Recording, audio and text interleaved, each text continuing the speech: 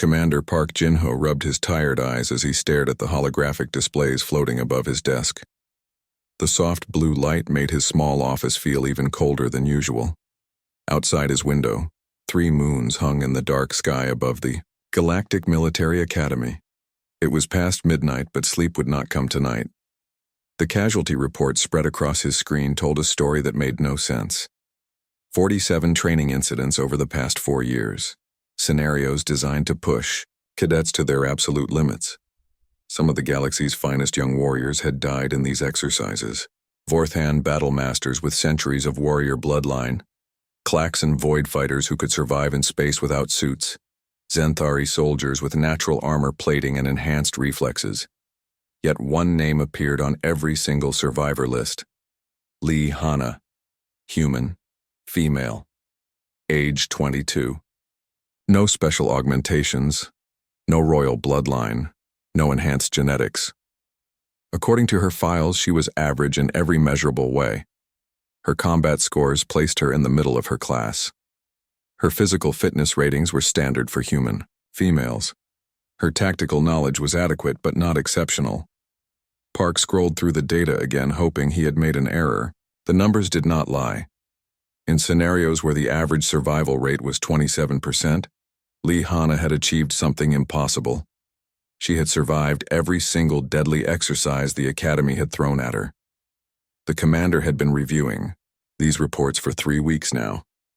What started as routine paperwork had become an obsession. The statistical probability of one cadet surviving 47 high-mortality scenarios was so small that his computer could not calculate it properly. The display simply showed zeros with more decimal points than he could count. A soft chime indicated someone was requesting entry to his office. Park looked up to see Instructor Kim Minho standing in the doorway. The tall, thin man looked as tired as Park felt. Minho taught advanced combat theory and had been working at the academy for 15 years. "You sent for me, Commander?" Minho asked, stepping into the office. His voice carried the slight tremor of someone who had been woken from sleep. "Yes. Please sit down." Park gestured to the chair across from his desk. "I need to ask you about one of your students, Lee Hana." Minho's expression did not change, but Park noticed his shoulders tense slightly. "What about her? Have you noticed anything unusual about her performance in combat scenarios?" The instructor was quiet for a long moment. He seemed to be choosing his words carefully. "Hana is different from the other cadets, not in any way I can easily explain." "Different how?" "She fails by every standard we use to measure combat effectiveness. Her reaction times are slower than Vorthan cadets. Her strength is far below Drakmori standards. Her tactical planning is nowhere near Zenthari levels." Minho paused, frowning.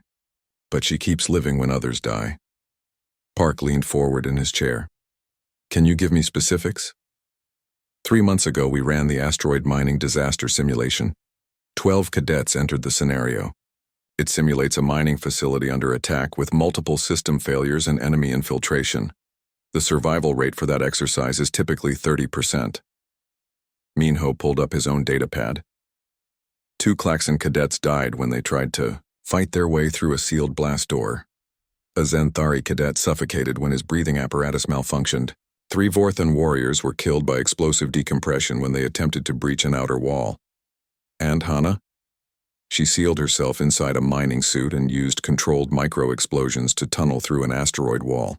It took her 18 hours. No one had ever tried that approach before. The simulation was not even designed to allow for that solution. Minho shook his head slowly. She created an escape route that did not exist in the original programming. Park felt a chill run down his spine. The simulation adapted to her actions? The Academy's AI systems are designed to be flexible. They respond to cadet choices in real time. But Hana, she does things that force the system to create new variables, things that should not be possible within the scenario's parameters. The ISD commander saved his current files and opened a new investigation folder. This was bigger than unusual performance metrics. If a cadet could manipulate Academy simulations in ways the designers never intended, there were serious implications for both training and security. I want you to put together a review team, Park said. I need Dr. Cho Sumi from the Xenopsychology Department. Also get Lieutenant Kang Do-hyun from Combat Analysis. Tell them this is classified and urgent. Minho nodded. What should I tell them? We are investigating? Park looked at the holographic displays still floating above his desk. Lee Hana's service photo showed a young woman with dark hair and unremarkable features. Her eyes held no special intensity. Her expression was calm but not particularly confident. She looked like 1,000 other human cadets who had passed through the academy over the years. We are investigating how an average human cadet has achieved a 100% survival rate in scenarios that have killed some of the galaxy's most elite warriors. Park turned off the displays. And I want to know if she is the only one. You think there are others? I think we may have been measuring human performance by the wrong standards for the past century. Park stood up from his desk. Every species in the galaxy has evolved specific advantages. Vorthan strength, Klaxon void adaptation, Zenthari, natural armor, Drakmori psychological resistance. We have always assumed humans were simply average across all categories. And now? Now I am wondering if we missed something that only becomes visible when death is certain, and survival should be impossible. Park walked to his window and looked out at the academy grounds. In the distance, he could see the combat training facilities where thousands of cadets from dozens of worlds learned the art of war. Schedule the team meeting for tomorrow morning at 0800, he continued. I want every file on Lee Hana, every simulation recording, every psychological evaluation, every medical scan. Minho gathered his datapad and stood to leave. At the doorway, he paused. Commander, there is something else about Hana that might interest you. What? She never celebrates surviving these exercises. The other cadets, when they complete a difficult scenario, they show relief or pride or excitement. Hana just moves on to the next task. Like surviving impossible odds is normal for her. After Minho left, Park remained at his window for another hour. The Academy had been training galactic military forces for over 300 years. They had perfected methods for developing the natural advantages of every known species. But perhaps they had never truly understood what made humans dangerous. Tomorrow he would begin to find out. Dr. Chosumi arrived at the Academy archives at exactly 0800 hours. The massive underground facility stretched for kilometers beneath the main campus, housing every training record, medical file, and combat simulation ever conducted at the Galactic Military Academy. The air smelled of metal and recycled atmosphere, carrying the weight of 3 centuries of military history. Lieutenant Kang Do-hyun was already waiting at the main research terminal. The young combat analyst had dark circles under his eyes, suggesting he had spent the night preparing for this investigation. Beside him sat a stack of physical data tablets and several portable holographic projectors. Good morning, Doctor, Kang said, standing as she approached. I have pulled all the files Commander Park requested. 47 incidents over 4 years. The patterns are unusual. Cho nodded and took a seat at the terminal. As the Academy's leading xenopsychologist, she had studied the mental and behavioral patterns of dozens of species, but humans still puzzled her in ways that Vorthan battle rage or Klaxon hive mind thinking did not. Show me the first incident, she said. Kang activated the first holographic display. The air above the table shimmered and formed a 3-dimensional recreation of a rocky, mountainous terrain. The timestamp showed the date as 4 years, 2 months and 6 days ago. This was the Vorthan assault simulation. 15 cadets from various species were dropped into hostile territory with limited supplies and weapons. Their mission was to reach an extraction point while enemy forces hunted them. The scenario is based on real Vorthan military tactics from the Border Wars. Cho watched as small figures moved across the holographic landscape. The simulation showed the cadets spreading out, taking defensive positions and beginning their advance toward the extraction point. 3 of the figures were marked with Vorthan insignia, indicating they were actual Vorthan cadets with genetic advantages for this type of combat. The Vorthon cadets should have dominated this exercise, Kang continued. Their species evolved on high-gravity worlds with constant tribal warfare.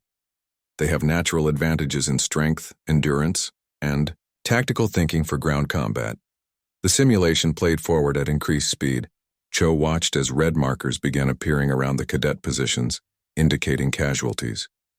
The Vorthon cadets moved with impressive coordination, but one by one, their markers turned from green to red.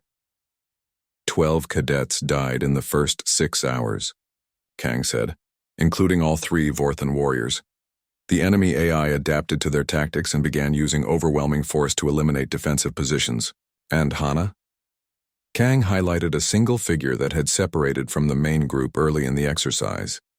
While other cadets engaged in firefights or attempted to outrun pursuing enemies, this figure had found a small depression in the ground near a muddy stream.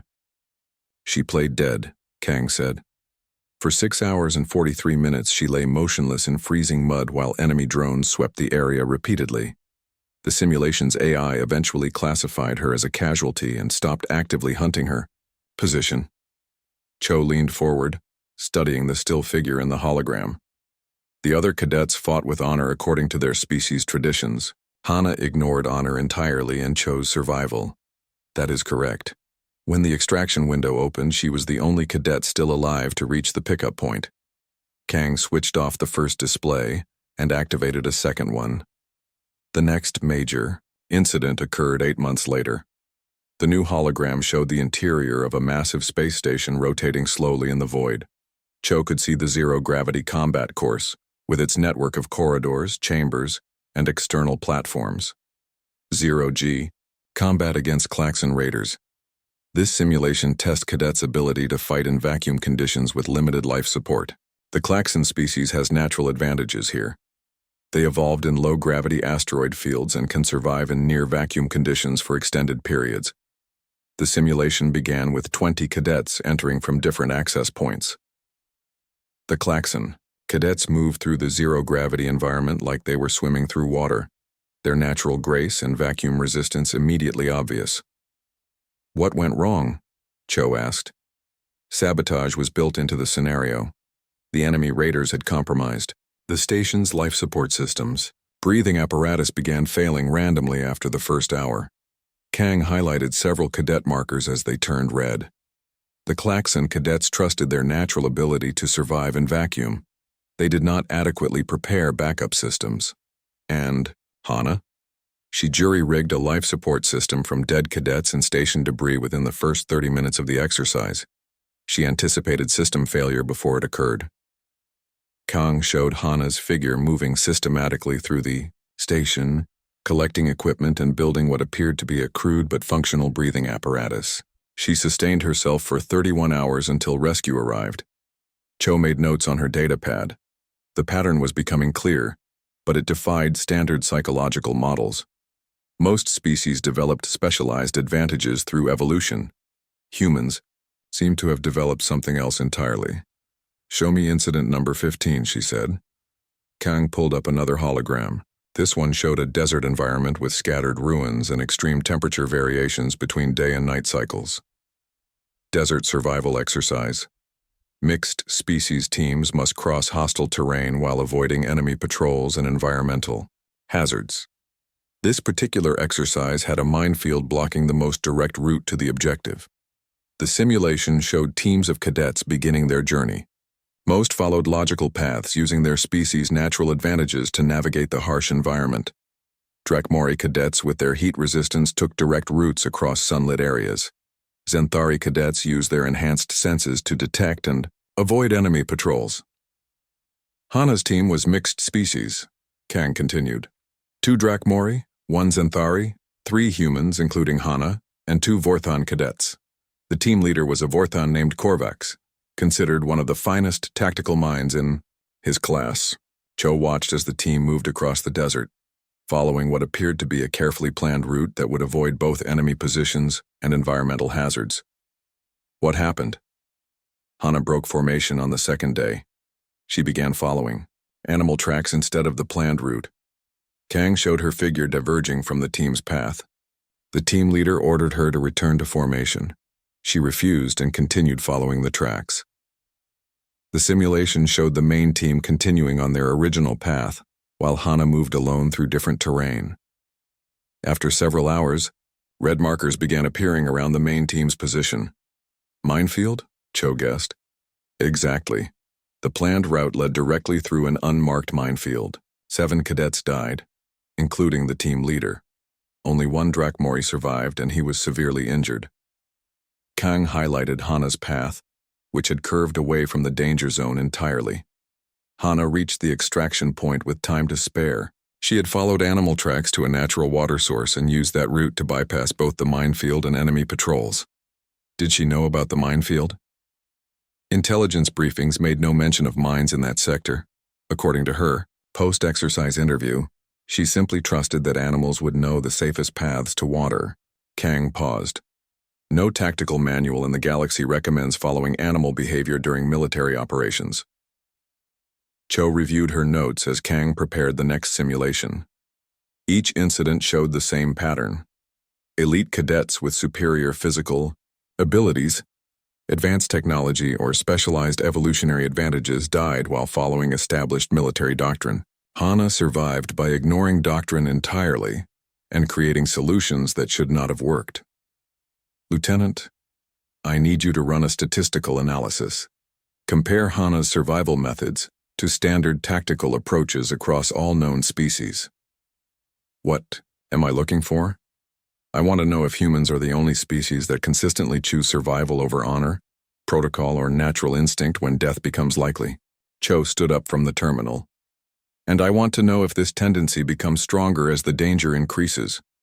Kang began entering parameters into his analysis program. Doctor, do you think Hana is aware of what she is doing? Is this conscious, strategy, or instinctual behavior? Cho looked at the frozen hologram showing Hana's solitary figure crossing the desert while her teammates died following proper military procedure. That, she said, may be the most important question we need to answer. Dr. Cho Sumi walked through the sterile corridors of the Academy Medical Wing, her footsteps echoing against the polished metal walls. She carried a datapad filled with questions that had kept her awake for the past 3 nights.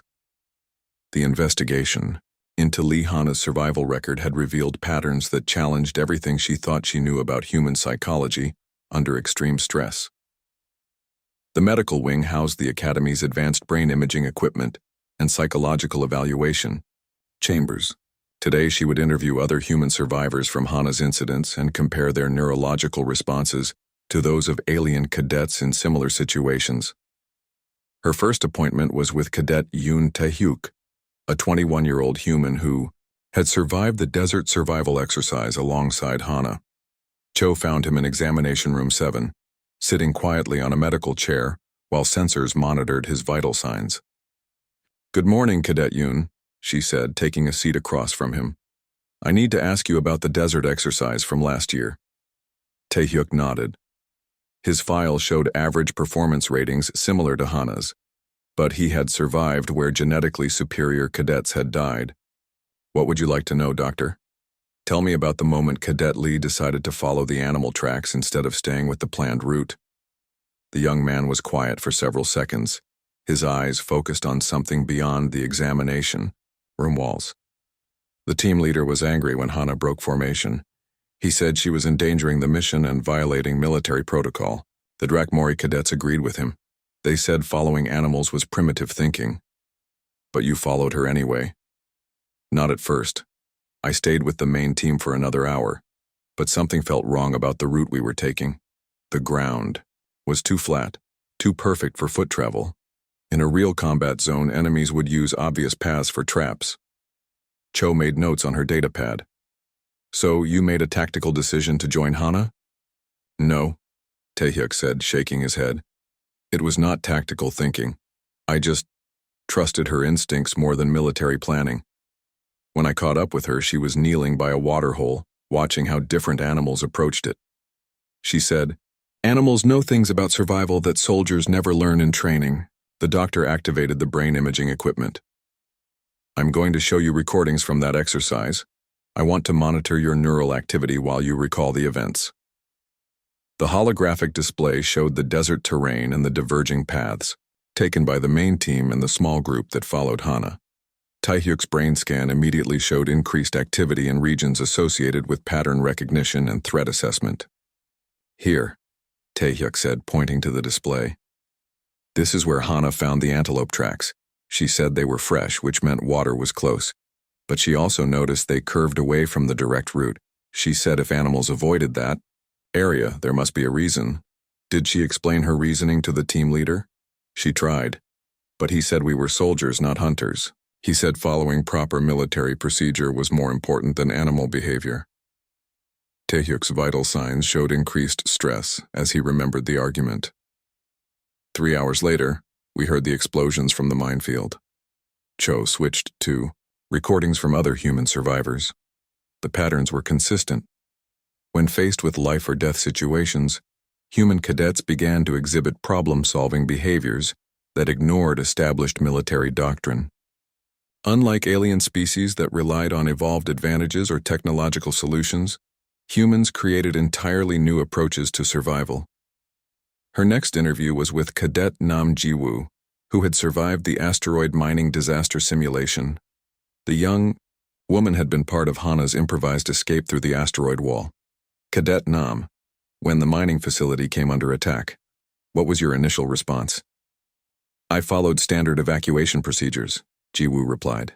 "All cadets are trained to reach designated emergency stations during facility emergencies, but the blast doors were sealed, and the main evacuation routes were compromised." "When did you decide to follow Hana's alternative plan?" "When I realized that trying to force our way through reinforced barriers was suicide.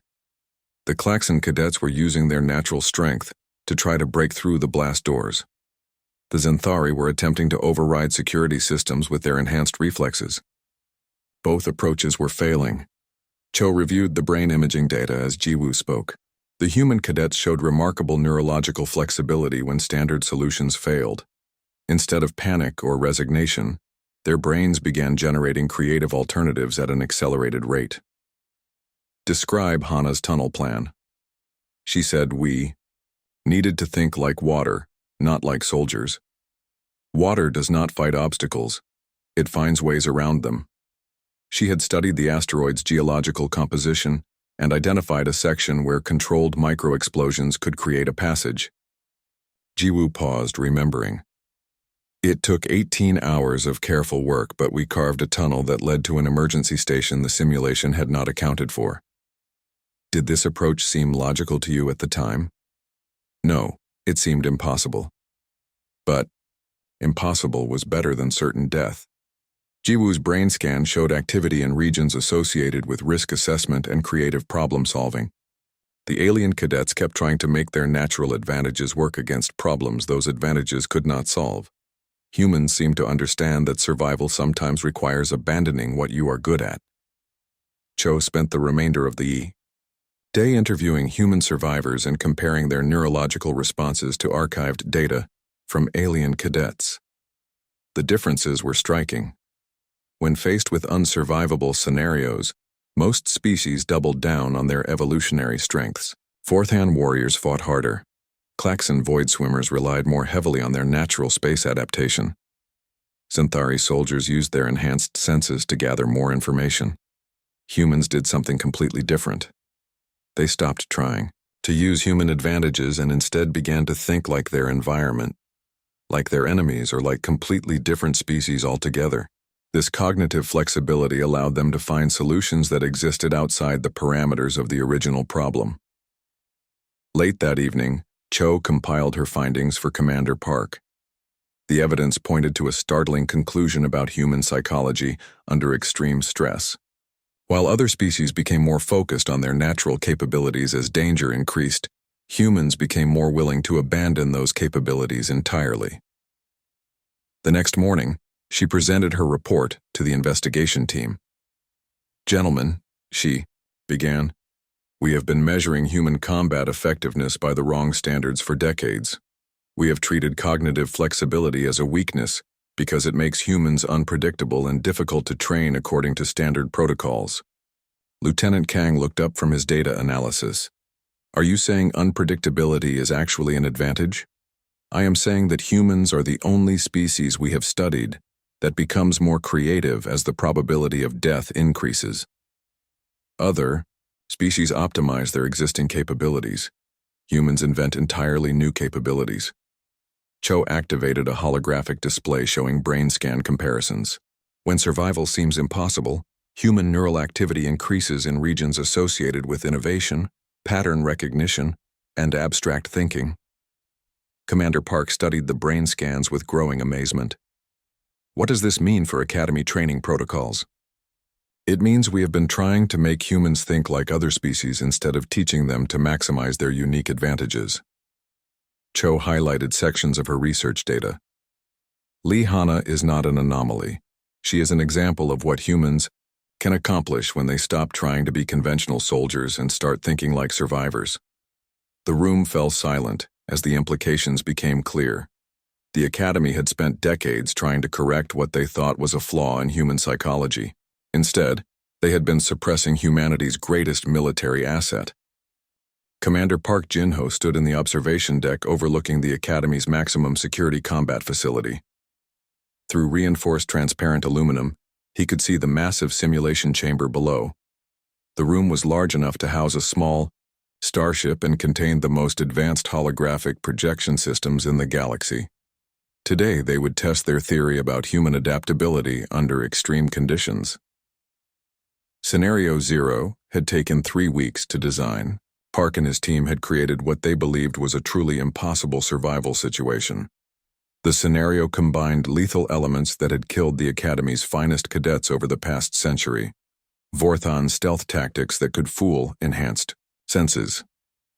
Klaxon void warfare techniques that exploited zero-gravity combat. Zenthari biological weapons that attacked multiple species simultaneously. Drakmori psychological warfare designed to break mental resistance. Lee Hana stood alone in the center of the simulation chamber. She wore standard Academy training gear with basic life support and minimal weapons.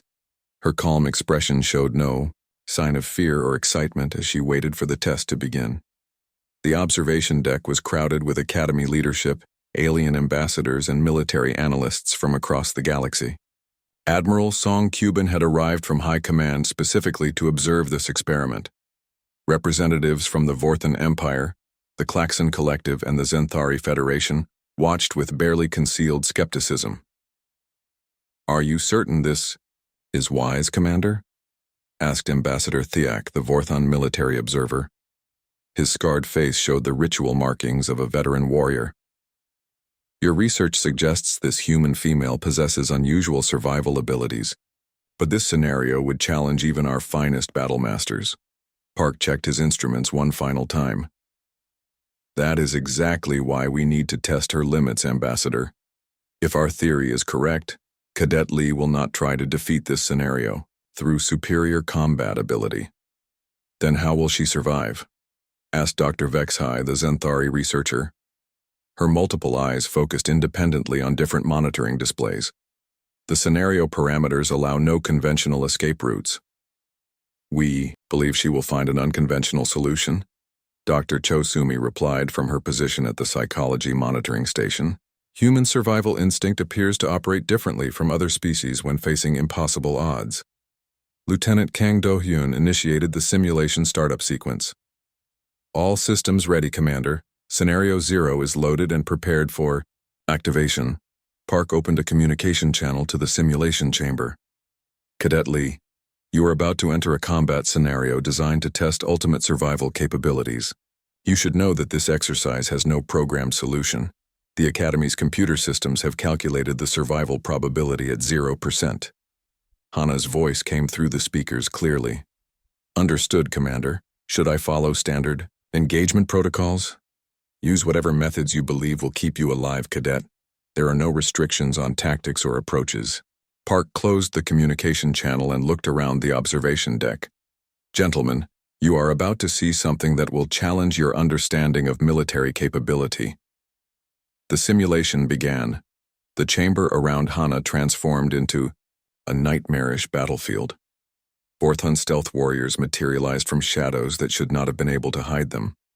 The gravity shifted unpredictably as Klaxon void combat techniques created pockets of zero-G and crushing acceleration. Zenthari bioweapons released invisible toxins that attacked respiratory and nervous systems. Drakmori psychological warfare projected illusions designed to cause panic and disorientation. The alien observers leaned forward, expecting to witness the quick death of an overconfident human cadet. Instead, they saw something unprecedented. Hana did not attempt to fight the stealth warriors. She did not try to adapt to the shifting gravity. She made no effort to counter the biological weapons or resist the psychological attacks. For the first 3 minutes, she simply stood in the center of the chaos and observed. "What is she doing?" Ambassador Thyak demanded. "She is making no defensive moves whatsoever." Dr. Cho monitored Hana's vital signs and brain activity. "She is analyzing the scenario's patterns. Look at her neural readings. Massive activity in pattern recognition and systems analysis regions." Instead of engaging with any individual threat, Hana began moving through the simulation chamber with purposeful steps. She avoided combat entirely, ducking under stealth attacks and sidestepping biological weapon clouds. But her movements were not random evasion. She was tracing specific paths through the holographic environment. "She is mapping the simulation's response algorithms," Lieutenant Kang said with growing amazement. "She is not trying to survive the scenario. She is trying to understand how it operates." Admiral Song Cuban stepped closer to the observation window. "Explain, Lieutenant." "Every training simulation is controlled by artificial intelligence systems that respond to cadet actions in real time. The AI creates threats, adjusts difficulty, and determines scenario outcomes based on programmed parameters." Kang pointed to his analysis displays. Cadet Lee appears to be testing the AI's decision-making processes. In the chamber below, Hana had begun doing something that defied all military logic. She started talking to the simulation itself. "I know you can hear me," she said, addressing the air around her. "You are designed to create an unsurvivable scenario. But unsurvivable means you must ensure I die no matter what actions I take." The alien observers exchanged confused glances. Dr. Vexhai's multiple eyes blinked in rapid succession. "Is she attempting to communicate with the training computer?" "This is unprecedented," Ambassador Thyak muttered. "Warriors do not negotiate with training simulations." Hana continued speaking as she moved through the chamber. "If I cannot survive no matter what I do, then my actions become irrelevant to the outcome. But if my actions are irrelevant, then you cannot use them to determine appropriate responses." Dr. Cho's monitoring equipment began registering strange readings. "Commander, the simulation's AI is showing unexpected processing spikes. It appears to be analyzing logical contradictions in its programming." "What kind of contradictions?" Park asked. "The scenario was designed to be impossible to survive, but it was also designed to respond appropriately to cadet actions. Cadet Lee has created a situation where those two requirements conflict with each other. In the simulation chamber, the various threats began behaving erratically. Stealth warriors appeared and disappeared without engaging. Gravity fluctuations became random rather than tactical. The biological weapons dispersed without targeting anyone. The psychological warfare projections flickered between different illusions." Hana smiled as she watched the simulation system struggle with the logical paradox she had created. "You cannot kill me appropriately if my survival is impossible from the beginning," she said. "And you cannot respond appropriately to my actions if the outcome is predetermined. I am not trying to beat this scenario through combat. I am asking you to explain how you can fulfill contradictory programming requirements simultaneously."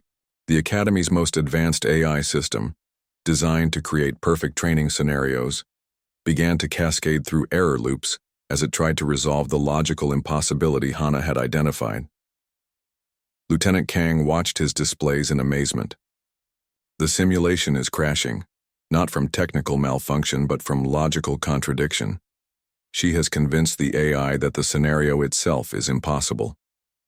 Within minutes, the holographic projections began to fade. The various threats disappeared, as the AI system attempted to restart its programming. Hana stood alone in the center of the empty chamber, completely unharmed. The observation deck fell silent. Admiral Song Kyubin was the first to speak. She did not defeat the scenario through superior ability. She convinced it to defeat itself. Ambassador. Thiak stared through the observation window with the expression of someone whose worldview had just been fundamentally challenged. This approach, it would never occur to a Vorthon warrior to question the validity of combat itself. Dr. Vexhai's multiple eyes focused on the monitoring data. Zenthari tactical doctrine emphasizes analyzing enemy capabilities, but we would never think to analyze the logical foundation of the conflict itself. Commander Park opened the communication channel to the simulation chamber. Cadet Lee, report your status. Hana looked up at the observation deck. Alive and uninjured, Commander. Though I am not certain I actually survived the scenario so much as demonstrated that it could not exist in the first place. Park closed the channel and turned to face the assembled observers. The implications of what they had witnessed were staggering. Lee Hana had not just survived an impossible scenario. She had proven that the concept of impossible scenarios might be a limitation of thinking rather than a fundamental reality. Gentlemen, he said, I believe we need to reconsider our basic assumptions about human military capability. The Academy High Command Chamber had not seen such tension since the border wars ended 40 years ago. Admiral Song Kyubin sat at the head of the massive conference table, surrounded by military leaders, alien ambassadors, and Academy officials from across the galaxy. Emergency reports continued to flood in from combat zones throughout known space. The test of Lee Hana had triggered something unexpected. Within hours of her performance in Scenario Zero, military commanders began filing reports about human troops displaying similar impossible survival behaviors in real combat situations. The pattern is consistent across all theaters of operation, reported General Kim Soo-young, the Academy's Director of Strategic Analysis. She activated holographic displays showing battle reports from dozens of worlds. Human units are surviving. Engagements that should result in total casualties. Ambassador Thiak studied the data with growing discomfort. These reports cannot be accurate. My intelligence sources indicate the 47th Human Battalion was completely surrounded by superior rebel forces on Kepler 442b. Standard military analysis predicted 100% casualties within 6 hours. The 47th Battalion survived for 3 days, General Kim replied. They did not attempt to fight their way out of the encirclement. Instead, they convinced the rebel forces that continuing the attack was strategically disadvantageous. How? They surrendered. The Vorthon ambassador's scarred face twisted in confusion. Surrender is defeat, not survival. Not the way humans do it. Dr. Cho Sumi interjected from her seat at the psychology analysis station. The 47th Battalion surrendered with conditions. They offered to share intelligence about incoming Republic reinforcements in exchange for prisoner of war status rather than execution. Dr. Vexhai, the Zenthari researcher, focused several eyes on the report data. The intelligence they provided was false? No, it was completely accurate. The Republic reinforcements arrived exactly when the humans said they would. But by then, the rebel forces had moved their prisoners to a secure location far from the battle zone. Dr. Cho highlighted sections of the tactical analysis. The humans survived by turning their capture into a tactical advantage for their own side. Admiral Song reviewed additional reports with growing amazement. According to these files, human units across the galaxy have begun displaying unprecedented survival capabilities. They are not winning through superior firepower or tactical brilliance. They are surviving by redefining the nature of the conflicts themselves. Commander Park activated another display, showing statistical analysis of human military performance over the past month. Since the Hana test, reported human survival rates have increased by 300% in scenarios classified as unsurvivable by standard military doctrine. This is impossible, Ambassador Thiak protested. Military capability does not improve overnight across an entire species. Unless that capability was always present but suppressed by incorrect training methods, Dr. Cho suggested. Our research indicates that human psychology has a unique relationship with impossible situations. When death becomes certain, humans do not accept that certainty. They begin to question the fundamental assumptions that make death seem inevitable. Lieutenant Kang Do-yeon presented his latest tactical analysis. I have reviewed combat footage from 37 recent engagements involving human forces. In every case where humans achieved impossible survival, they used methods that would be considered violations of military protocol by any other species. Examples? Admiral Song requested. The 23rd Human Marine Company was trapped in a collapsed building on Tau Ceti Prime. Instead of attempting to dig out or wait for rescue, they began negotiations with the enemy forces surrounding the building. They offered to provide medical treatment for wounded enemy soldiers in exchange for construction equipment. The alien observers exchanged incredulous glances. Dr. Vexhai's multiple eyes blinked rapidly. They treated their enemies while trapped? The enemy forces had suffered significant casualties and lacked adequate medical support. The human Marines had advanced trauma care training. Within hours, they had transformed from trapped targets into valuable assets that the enemy needed to keep alive. Kang highlighted the tactical timeline. The rescue operation became a joint medical facility that both sides defended together. Ambassador Thyak stood abruptly from his chair. This violates every principle of honorable combat. Warriors do not collaborate with their enemies. Human warriors do when collaboration serves survival better than combat, Dr. Cho replied. This appears to be a fundamental difference in how humans process life-threatening situations compared to other species. Admiral Song requested additional reports. The evidence continued to mount. Human forces were surviving impossible odds across the galaxy, but not through traditional military superiority. They were changing the rules of engagement in ways that other species found difficult to comprehend or counter. The 8th Human Reconnaissance Unit was outnumbered 50-1 on the mining world of Proxima 7, General Kim continued. Standard doctrine would require either fighting to the death or attempting tactical withdrawal. The humans chose a third option, which was, they convinced the enemy commander that killing them would create more problems than letting them leave. They provided detailed information about Republic mining operations that the enemy could use to avoid future conflicts. They essentially made themselves more valuable alive than dead. Dr. Cho pulled up neurological data from human soldiers in combat situations. Brain imaging from recent engagements shows the same patterns we observed in Lee Hana. When facing impossible odds, human neural activity increases in regions associated with creative problem-solving and abstract thinking. What does this mean for galactic military strategy? Asked Dr. Vexhai. It means humans have been fighting with a significant handicap, Admiral Song replied. Standard military training teaches soldiers to optimize their natural advantages. For humans, this approach suppresses their greatest strength. Commander Park activated a final display showing Academy training statistics over the past century. We have been trying to make humans fight like Vorthon warriors, think like Zinthari tacticians, or adapt like Klaxon void fighters. We measured human performance by how well they could imitate other species' military capabilities. And now we understand that human military capability is fundamentally different, Dr. Cho added. Humans do not optimize for specific combat situations. They optimize for adaptation itself. The chamber fell silent as the implications became clear. For decades, the Academy had trained human cadets to suppress their natural problem-solving, flexibility in favor of standardized military doctrine.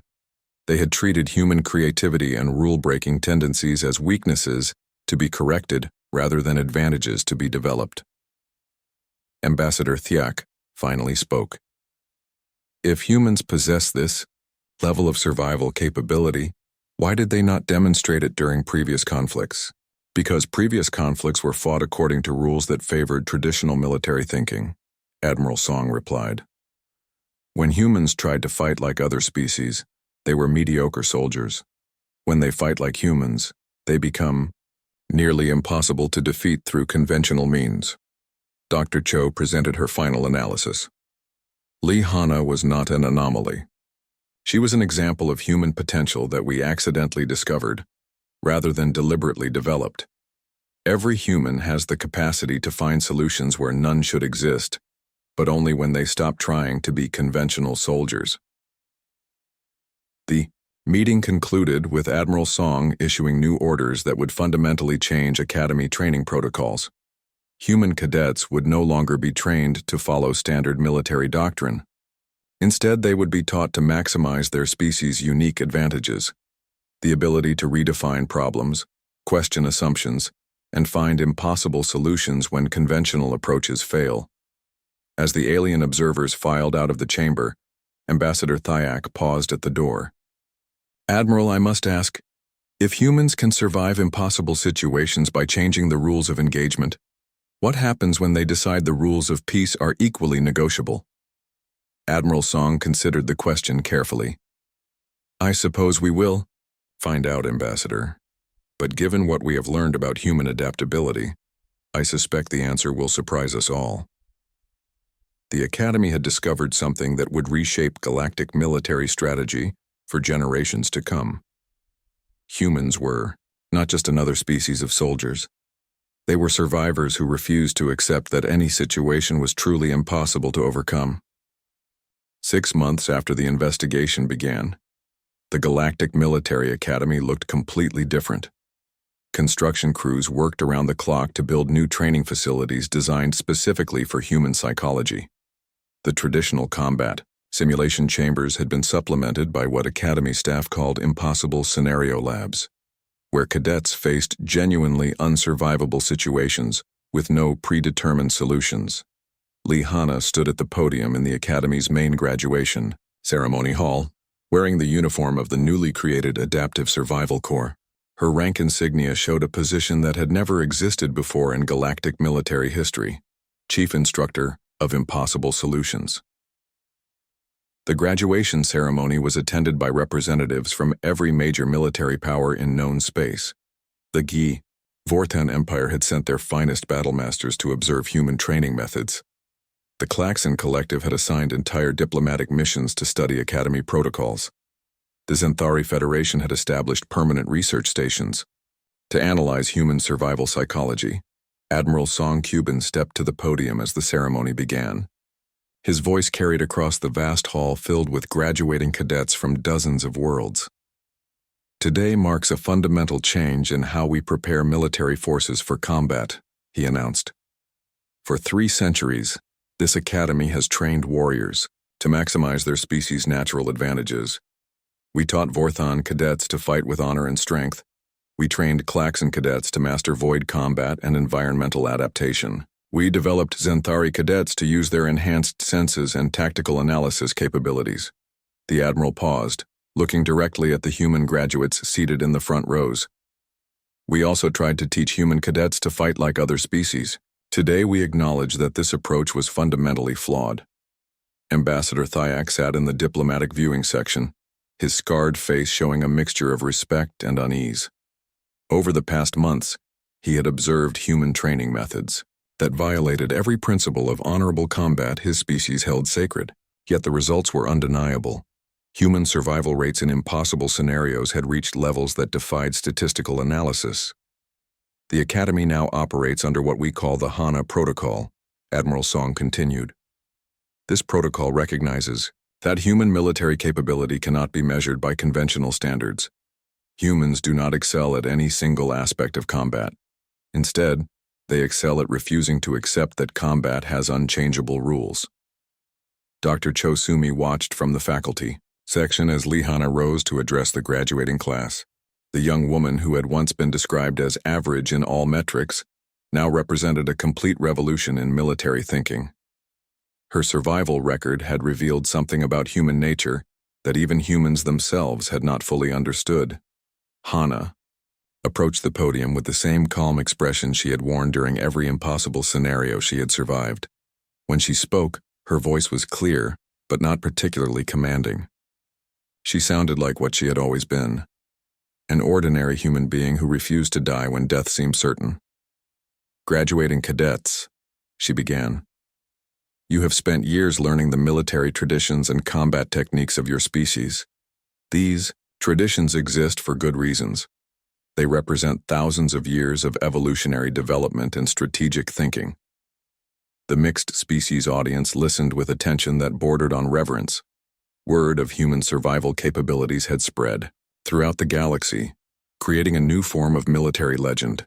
However, Hana continued, I want you to understand that survival sometimes requires abandoning everything your species taught you about combat.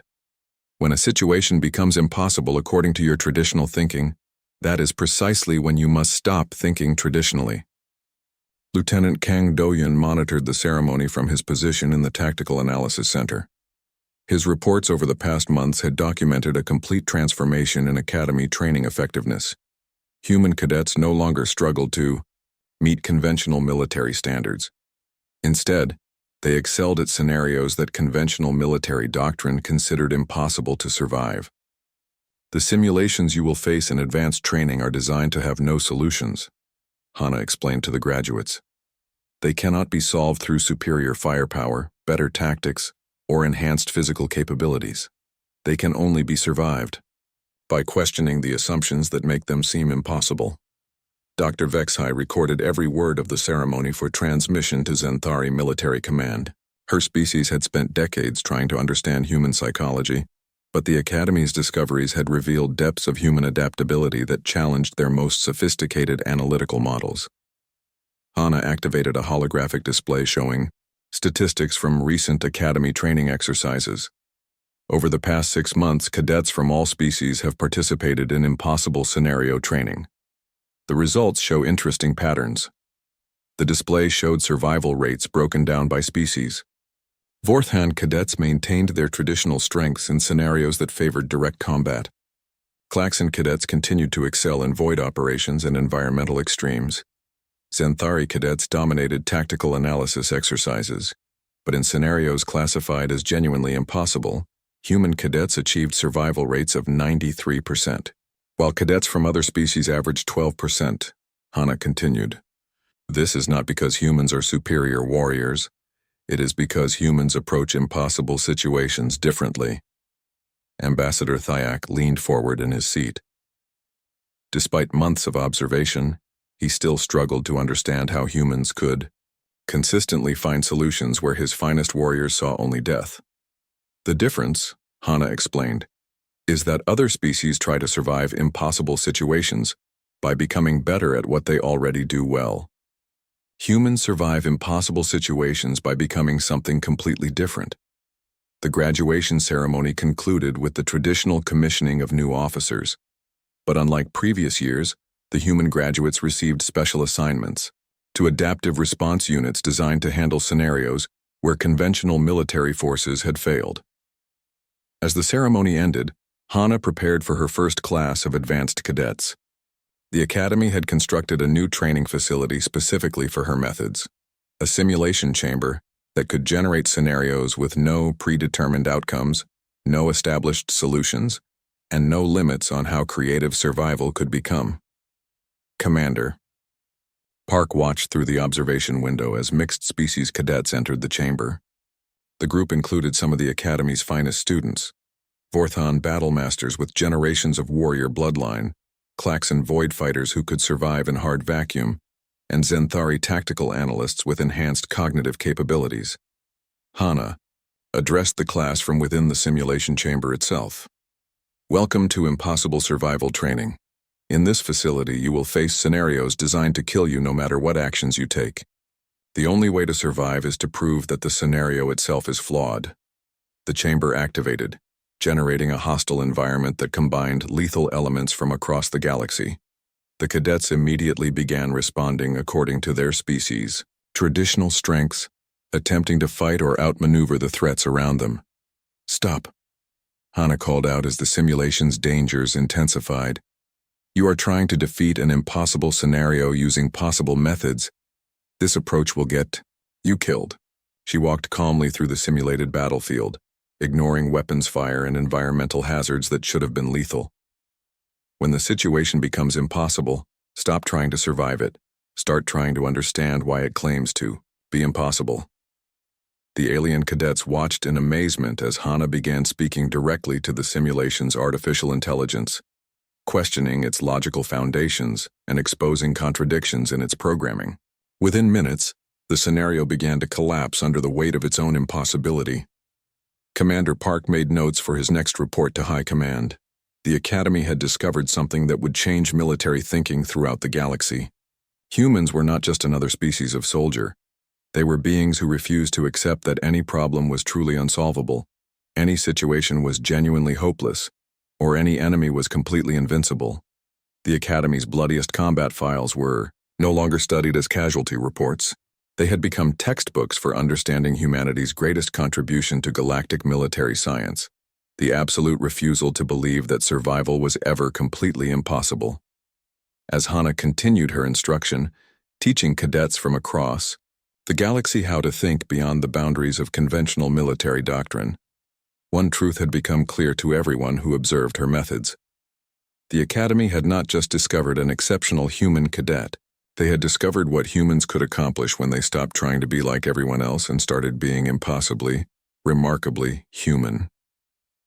In the depths of space, on battlefields throughout the galaxy, human forces continued to survive, scenarios that should have destroyed them. They did not win through superior strength or advanced technology. They won by refusing to accept that winning was impossible. And that refusal, more than any weapon or tactic, was beginning to change the nature of conflict itself.